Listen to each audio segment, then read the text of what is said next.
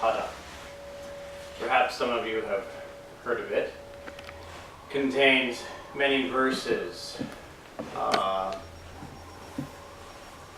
which in a pithy and clear way provide us with insights into truth.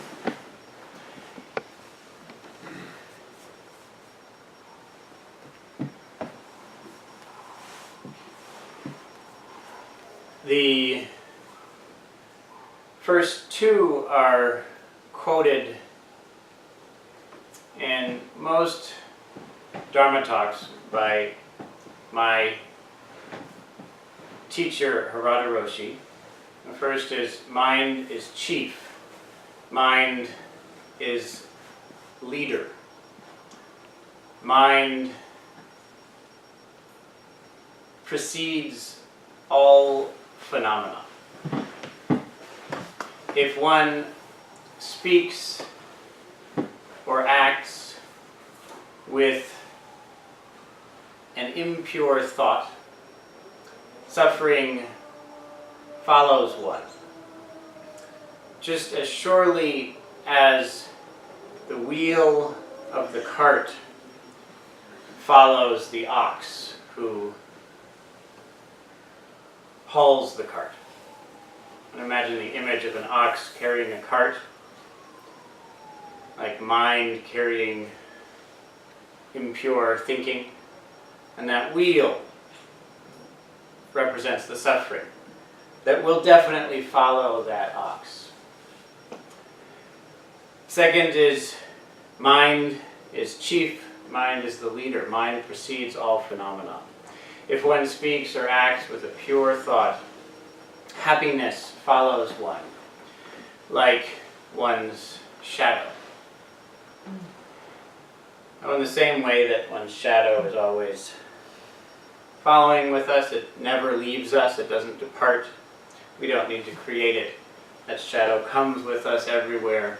And it's a representation of our form. The same way our happiness is a representation of our choices. These are very famous verses, but tonight I'm not going to talk about those verses. I'm going to talk about the next three verses, the third, fourth, and fifth verses of the verses of Dharma, the verses of truth.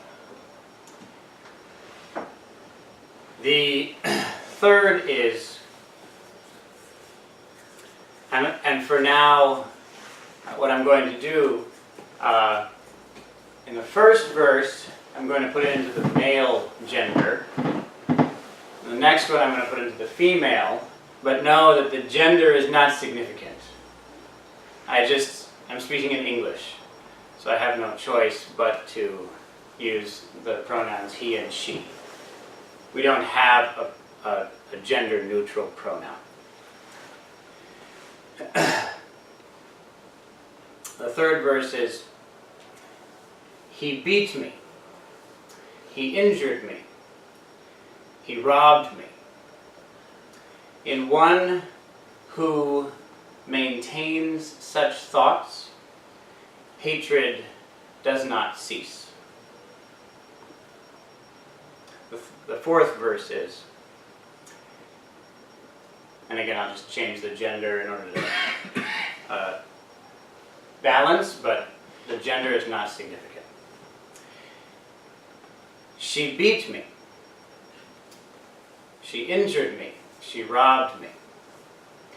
In one who maintains such thoughts, in one who does not maintain such thoughts, hatred ceases. And then the fifth is as follows.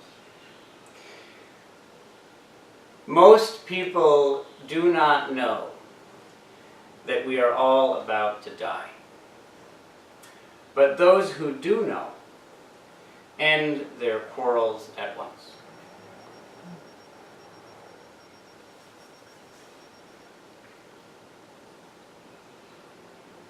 It's very interesting if you look through the Buddhist canon, the scriptures.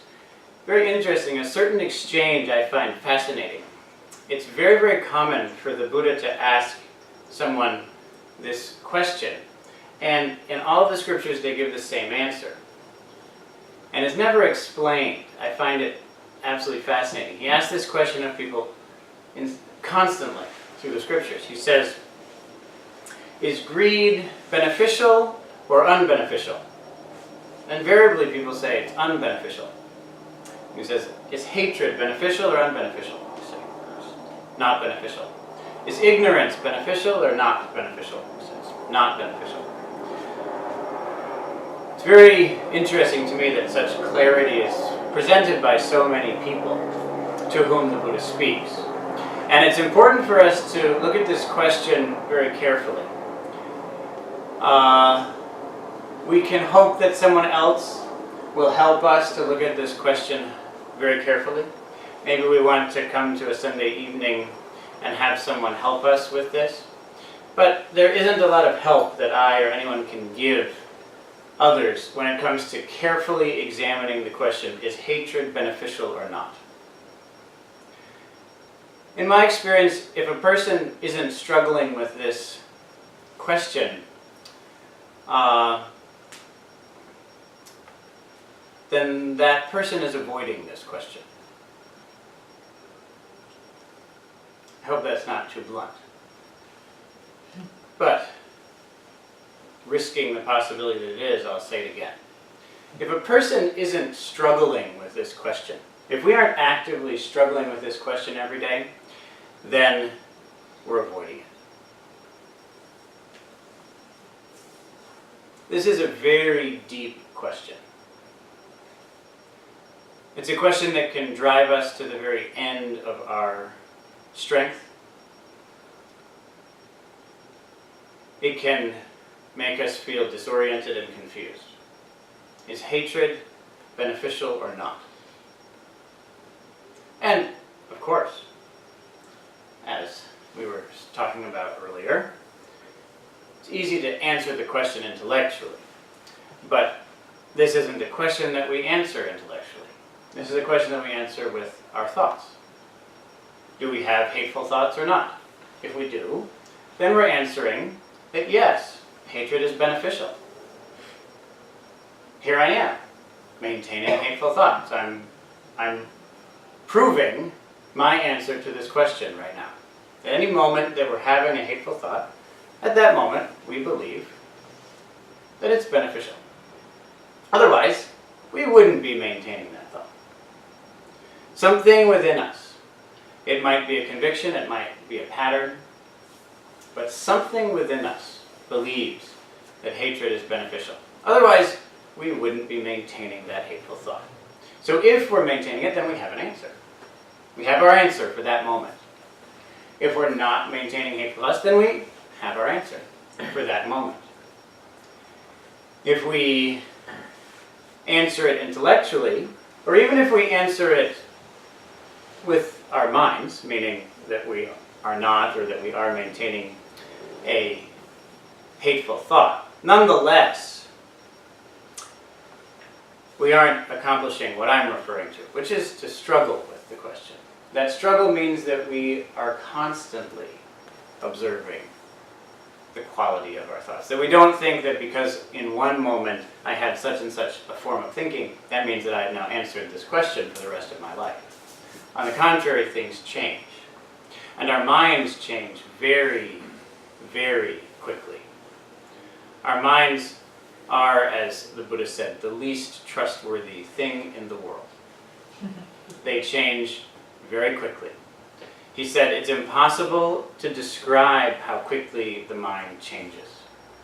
He said, if you believe I am my body, then that's unfortunate, because you will certainly come to suffer. Your body will fall apart. And then you will have that experience of suffering. But it's certainly better to think I am my body than to think I am my mind. Because your mind falls apart in every moment. Nothing changes faster than our minds. Our minds are the least trustworthy thing in the world.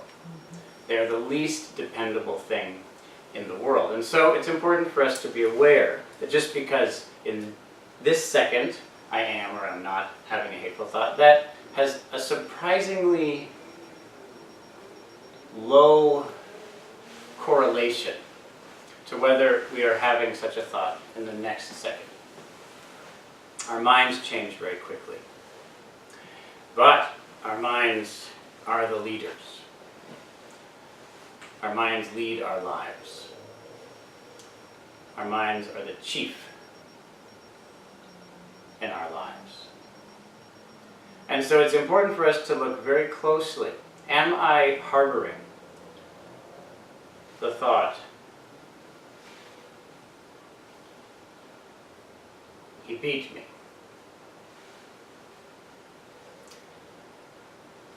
Am I harboring the thought, she injured me?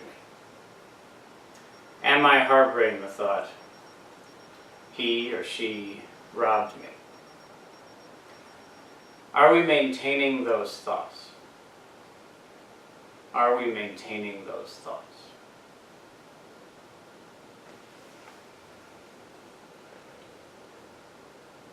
Are we maintaining hatred? Are we using the power of our minds to maintain hatred?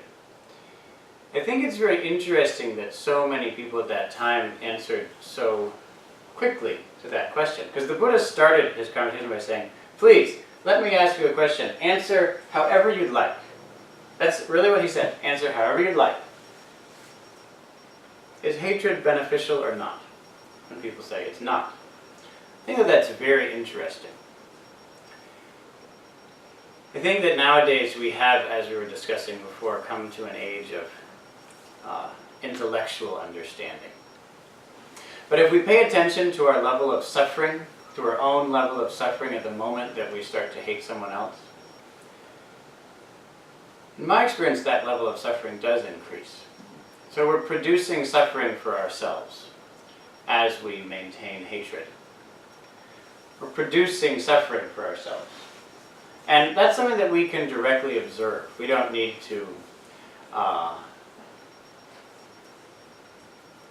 intellectually analyze this. We can directly observe this if we have the fortitude to struggle with this issue.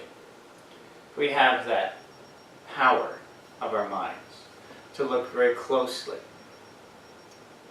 Oftentimes, the experience that allows us to be fully honest with ourselves about this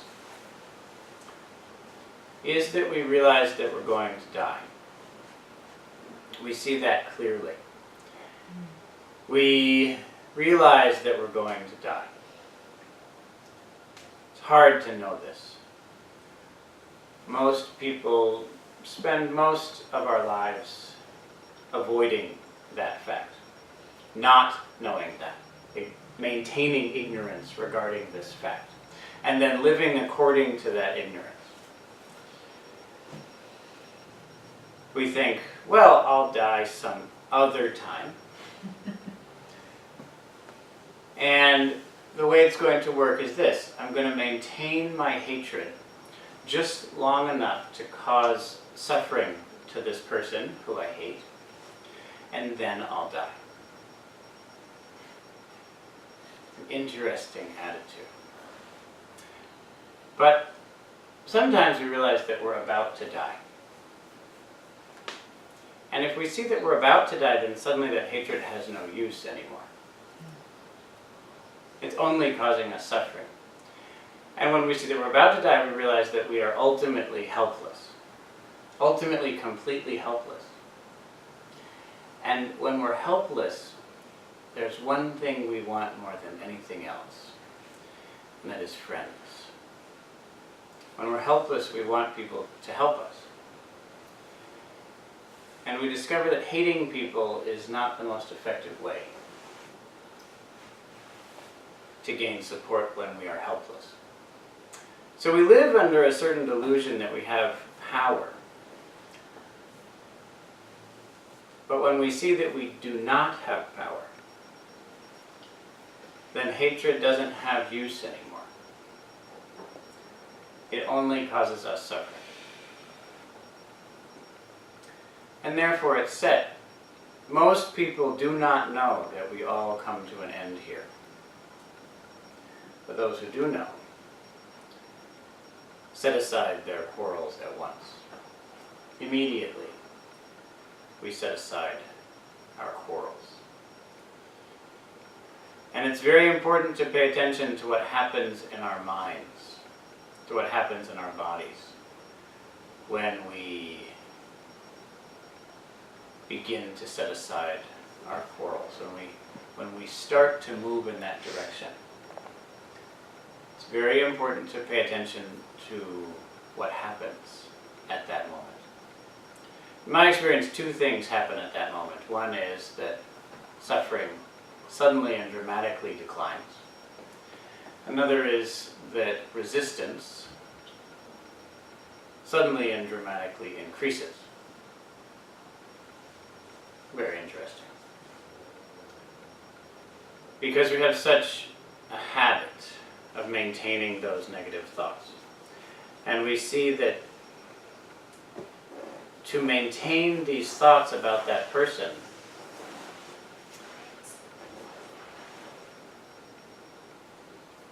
is something that I've maintained. And it's something about myself that I trust. Something I've come to count on. It is, in fact, who I think I am. And the last thing I want to do is die. But if we give up those hateful thoughts, then the one thing that I've come to know about myself will go away. The thing that I've come to count on will pass away. And then I will die. I don't know who I'll be without this. But I know that the person who I am now won't exist. And so there's resistance. I often use a certain metaphor, because here we are in Vermont where we have winter. And this past winter we had a lot of ice. Something that I often talk about is when you go out on the ice and you slip.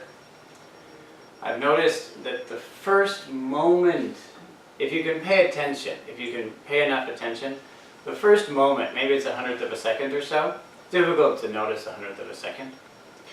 But if you can notice the first 1/100th of a second, there's a sense of freedom. It's just, you're suddenly free. You're not stuck on this solid ground anymore. You're just free. You slip. Your foot is slipping, but in the first moment of slipping, there's a sense of freedom, of liberation. But the next moment, there's suddenly a sense of tightening up, and resistance and the desire to protect yourself from this freedom.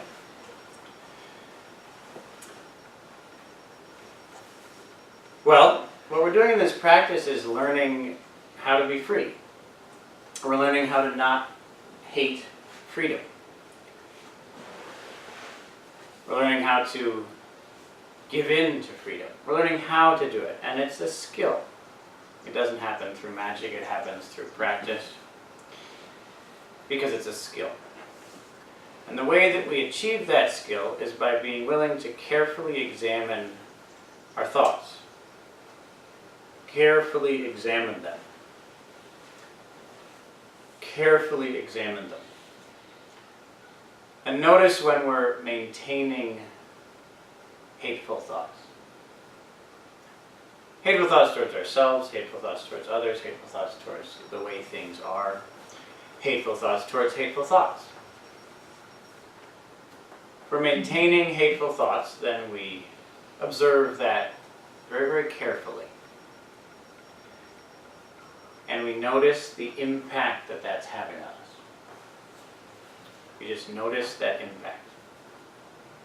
Maturity in this path, in my experience, is in finding out how to do what I'm referring to in a way that feels like an adventure.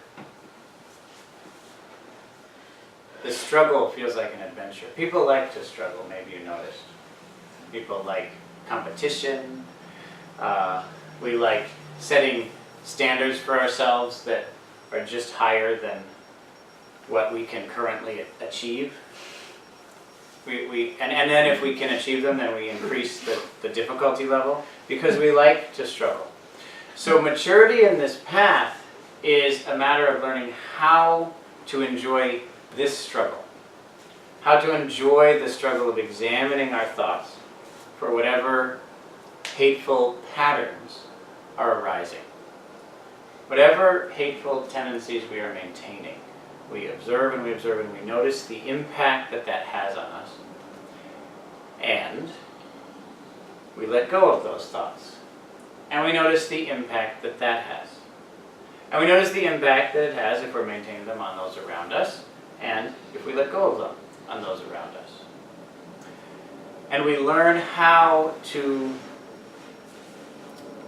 give in to the freedom from hatred. How to give in to the freedom from hatred. It's a freedom. It's not something that we maintain. Hatred is something that we maintain. Freedom from hatred is not maintained. It's freedom. Freedom is not maintained. You have to maintain slavery. But you don't have to maintain freedom. Freedom doesn't need to be maintained. Freedom, in fact, is free. Actually. Of course it is. Freedom, in this sense, is absolutely free. 100% free. Slavery costs quite a bit. Slavery, there's an enormous cost to slavery. Especially if you are the slave and the master. Then there's an enormous cost. But to become free from being the slave and the master is free. There's no effort involved in that. There's no unjust relationship of superiority and inferiority to be maintained. So, we gain maturity in this path by taking our natural human interest in struggle and learning how to struggle within, learning how to fight a holy war. Learning how to fight a holy war. This is the holy war. This war is the holy one. This is the one. This is the one. The war within. We learn how to give ourselves to that struggle of paying close attention, very, very close attention to what happens as we maintain hateful thoughts and what happens as we let go of hateful thoughts. We pay very close attention. We pay very, very, very close attention. We just pay attention. Either way, we're open. Maybe it's beneficial. Maybe it isn't. Have to find out. And the way we find out is by paying close attention. And then, if we realize something, if we see something in that clearly, then we change our thinking in accordance with that. If we see that when we maintain hateful thoughts we suffer and others suffer, then we stop maintaining those thoughts. If we see that when we let go of those thoughts we are free from that suffering and others are as well, then we continue to let go of them. This is our own struggle. I heard at one point someone ask Harada Roshi, why can't someone else do it for me? Why can't someone else accomplish my awakening for me? It's very difficult for me to do this. Why can't someone you can do that for people in so many ways. There's so many things you can do for someone else. If you have to clean your room, someone else could clean your room for you. It would work. If you have to pay for dinner, well, someone else could pay for that dinner for you. So why is it that I need to do this? And his answer was simple, was short and sweet. He said, because you're the one who's obstructing it. You have to get enlightened because you're the one who's obstructing it, who's obstructing that awakening. All we can do is obstruct awakening. We cannot achieve it. It's impossible to achieve awakening. but we can obstruct it. To realize awakening is simply to stop obstructing it and to pay very close attention to the nature of our thoughts is the foundational method of overcoming our tendency to resist our own wisdom, our own compassion, and our own most authentic life. So please, as you practice and as you move through your days, be willing to closely examine each thought that arises. Closely examine each thought that arises.